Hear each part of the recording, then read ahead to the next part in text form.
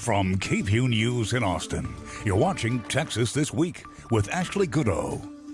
Good Sunday morning. Governor Greg Abbott has COVID-19 and the Texas House of Representatives is getting back to work. Let's get to the three things you need to know in Texas politics. On Tuesday, Governor Greg Abbott's office announced he tested positive for COVID-19. According to his office, Governor Abbott is tested for COVID-19 daily. This was his first positive test. The governor is fully vaccinated and doesn't have any symptoms. He received his first dose back on December 22nd.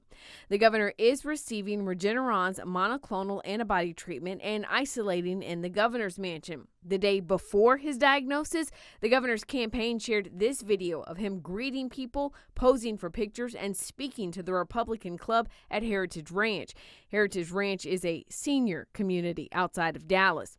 And just 2.5 hours before his office released news of his diagnosis, the governor was posing for pictures with guitarist Jimmy Vaughn and the mayor of Cedar Park, Corbin Van Arsdale. The governor's office says people who had close contact with him on Tuesday were notified of the diagnosis. A quorum is present. For the first time in more than 1 month, there was a quorum in the Texas House of Representatives Thursday night after a handful of Democrats returned to the floor.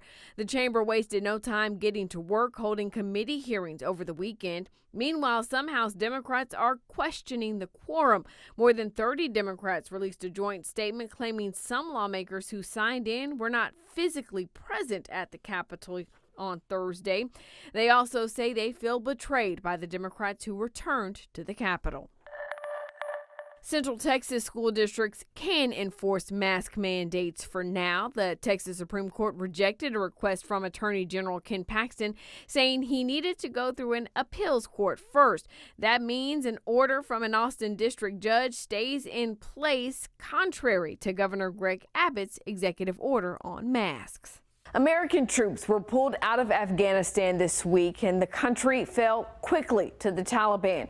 Austin Congressman Michael McCaul has spent his time in office serving on the House Committees of Homeland Security and Foreign Affairs.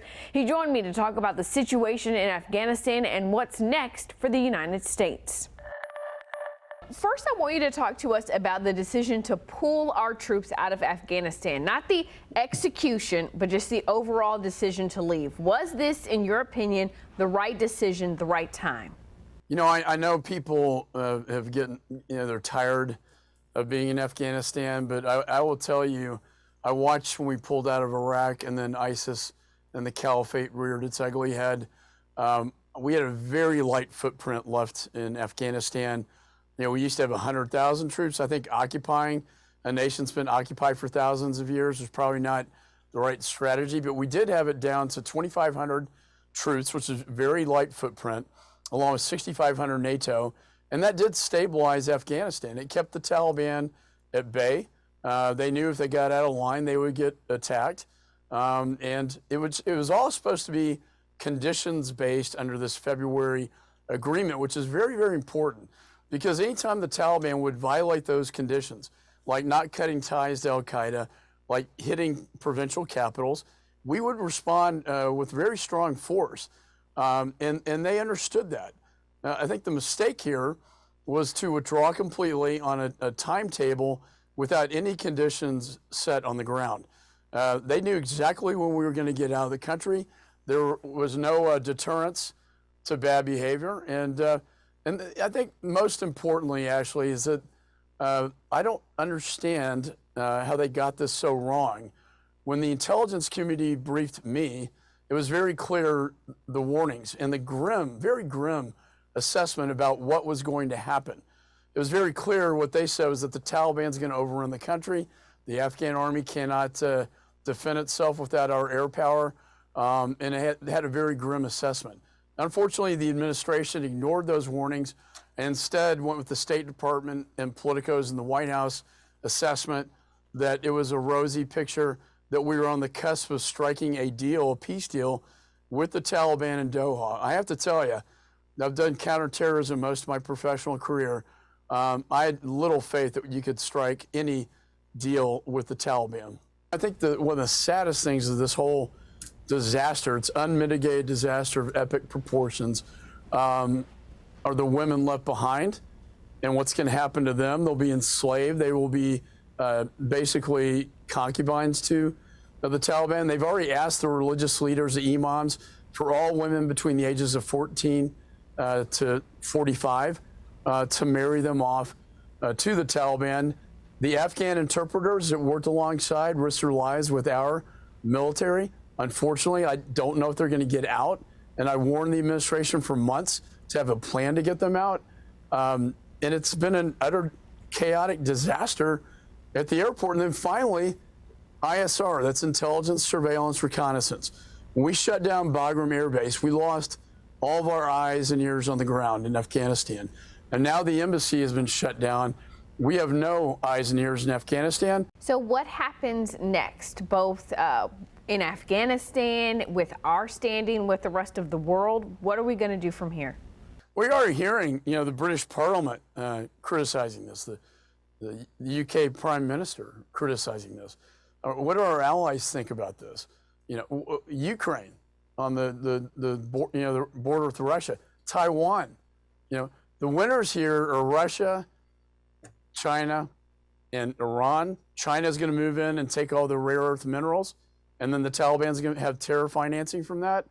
And the losers are the Americans in an outright defeat, unconditional surrender with the Taliban flag over our embassy, maybe on September 11th, 20 years. That's going to be a big celebration for the jihadist community. It's going to be very hard to watch that visual. And I fear the most for our veterans. If you see a veteran, tell them thank you. They're in a really bad place right now. And they ask the question, was it worth it? And to them, I say thank you for your service. And we just can't thank them enough. But moving forward, what we have to do, again, is get as many people out of there as we can.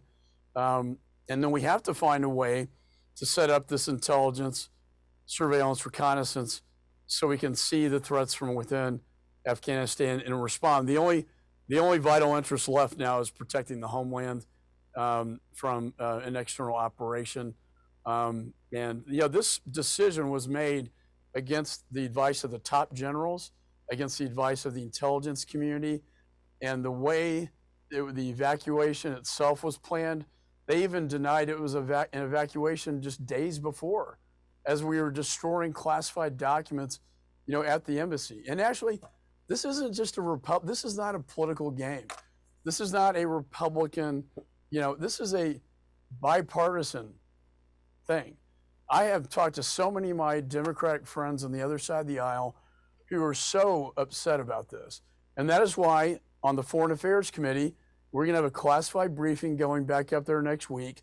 And we are going to move forward with bipartisan public hearings about what went wrong. How did this happen? Why did you ignore the advice of your top generals? Why did you ignore the advice of your intelligence community that warned you about what was going to happen, and you were so ill prepared to handle it? And now, the last word. This has been a heavy week. The situation in Afghanistan, the surge of COVID cases in America and Texas, children going back to school in the middle of a pandemic with so much discourse about how to keep them safe. It's a lot. In the midst of times like these, we often look to our leaders to not only find solutions, but to offer, as cliche as it may sound, hope. Part of their job is to remind us that we are all in this together, that in spite of the things that divide us, we all have a common goal of creating a better tomorrow. But this week, one state leader instead drew national criticism for race baiting. I have watched Lieutenant Governor Dan Patrick's Thursday night interview on Fox News more times than I'd like. I have listened to what he said, dissected those statements line by line, dug through the data, which, by the way, has a lot of holes. He was asked to defend Governor Greg Abbott's policies on COVID in light of the increase of cases, hospitalizations, and deaths happening right here in Texas. In other words, tell us why the decision to ban mask mandates, ban vaccine mandates, ban city and county imposed capacity limits. Why is that good policy? And instead, he played politics. saying Democrats are doing nothing to encourage the African American community to get vaccinated after stating, and I quote, "The biggest group in most states are African Americans who have not been vaccinated." In other words, when asked to justify the policy, he instead said black people aren't getting vaccinated. Now we know Lieutenant Governor Dan Patrick loves a good fact check. He told me so on Texas this week. So let's talk facts. First, Texas is not reporting the race of the patients getting COVID in this third surge. And don't forget, vaccinated folk are getting and spreading the Delta variant just as much as unvaccinated. When it comes to who's unvaccinated in Texas, we cross-reference 2020 census data and data from the Department of State Health Services. For every one black Texan who isn't vaccinated, there are 3 white unvaccinated Texans. So black Texans, not the biggest group. Nationally, only 40 states report vaccines by race, according to the Kaiser Family Foundation. And yes, black people have the lowest vaccination rate at 40% compared to 50% of white people. But black people only make up 12% of the American population. And for every one unvaccinated black American, there are 4 unvaccinated white Americans. So again, not the biggest group. Look, deflecting from defending policy by blaming a minority group is a played out strategy that just doesn't fly in 2021. It is time to find a new strategy. Maybe just answer the question.